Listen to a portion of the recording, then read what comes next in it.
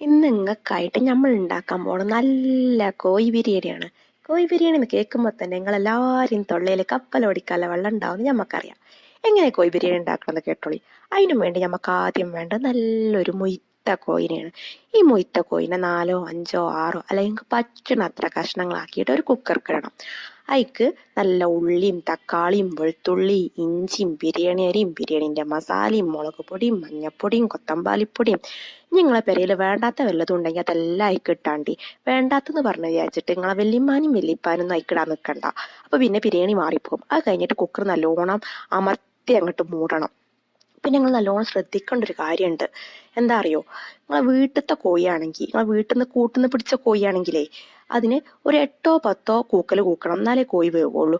അല്ല പൈസ കൊടുത്ത് വാങ്ങിയ കോഴിയാണെങ്കിൽ ഒരു 3, 4 കൂക്കൽ കൂക്കുമ്പോൾ തന്നെ കോഴി വേവും.